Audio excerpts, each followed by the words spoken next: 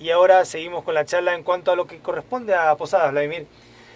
¿Cómo estamos con el espectro radial? Ya que estamos en una radio, tenemos una al lado de otra. Saturadísimo. Saturada. ¿Cómo va a quedar las acciones para este 2014? Bueno. Con un proceso bastante complicado para ustedes. Claro, bueno. Miriam había planteado el año pasado en toda su gestión que definitivamente teníamos que abordar este tema porque nosotros llamamos, tanto sea a Posadas como a Iguazú, como zonas de conflicto. ¿Por qué digo? Por justamente la saturación del espectro. La saturación del espectro que tiene muchos responsables. No podemos venir nosotros como Estado a decir, bueno, somos la autoridad, muchachos, como de un día para el otro, porque digo, hubieron 20 años de un Estado ausente, donde en definitiva dejó, por desidia, por negligencia, por lo que quieras, dejó que esto sucediera. Entonces, nosotros el año pasado estuvimos todo el año en términos justamente de comunicación del organismo hacia los dueños de medios y hacia el público en general. Hicimos todo un trabajo de acercamiento, dividimos en términos estratégicos a la provincia en 3 zonas también para poder estar el AFCA que esté más cerca. Habíamos puesto a Patricia Ocampo en la zona norte, responsable de esa zona del AFCA. En mi caso yo estaba de responsable de la zona centro y obviamente la delegación en Posadas en la zona sur.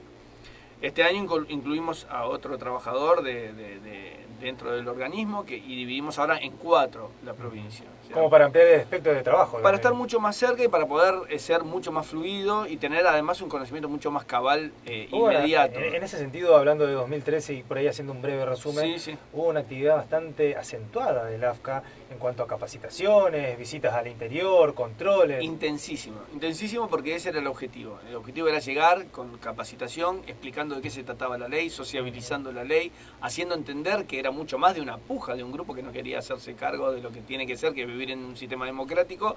Digo que la ley estaba vigente para todos los medios de comunicación tenían.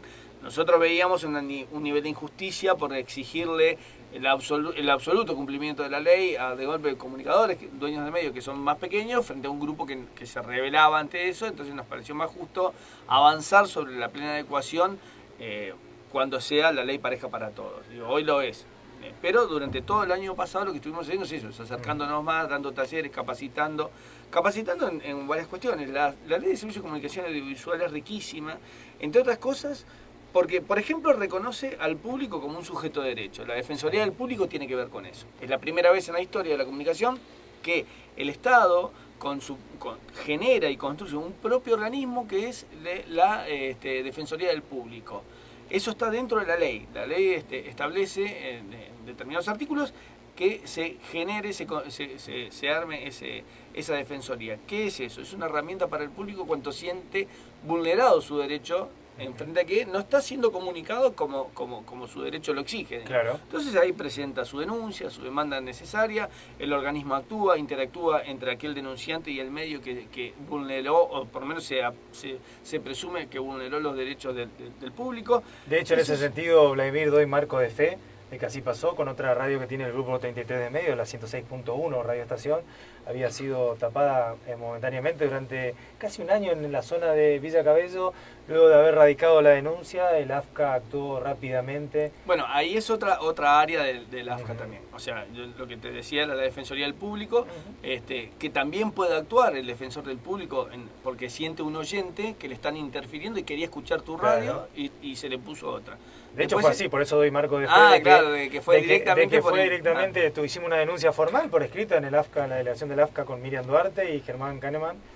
Y creo que a razón de 2 o 3 meses, fue sacada del aire la radio que nos interfería en la zona de Villa Cabello. Bueno, nosotros venimos trabajando en ese sentido también en toda la provincia. En ese caso puntual de lo que vos estás contando, ha pasado en todo el territorio también.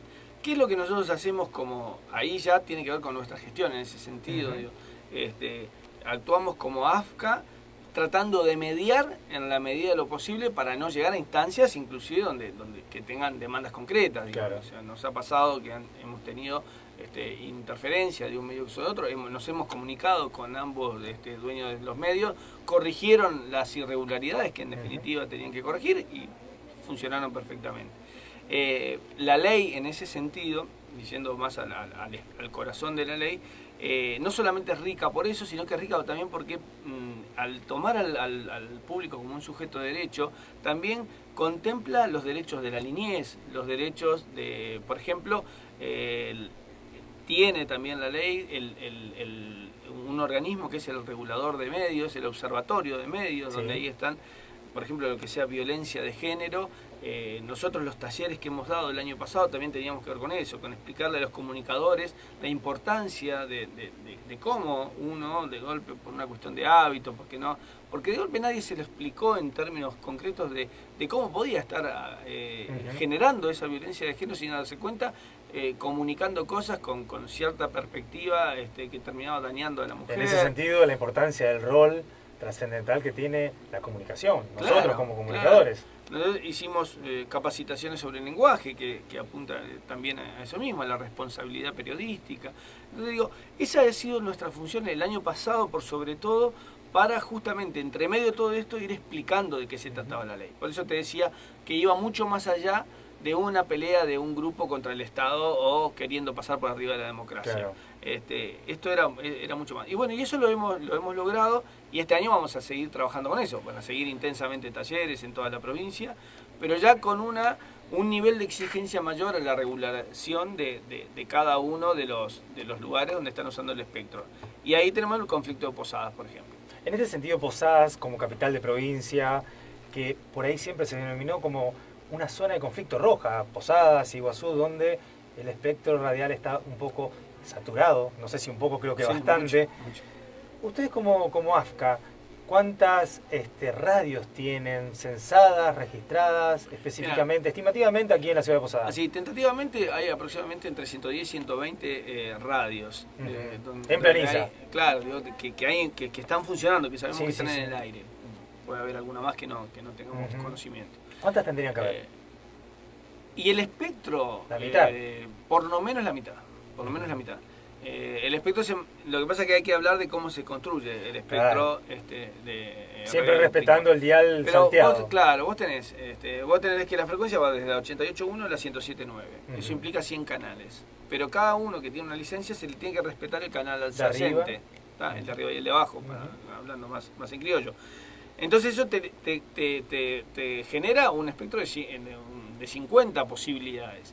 De esas 50 que a su vez vos tenés que la ley exige que hayan 3 tercios. Sí. Un tercio para los privados con fines de lucro, un tercio para el Estado, que tiene que ver con las universidades, con las municipales, con los pueblos originarios, con las iglesias católicas.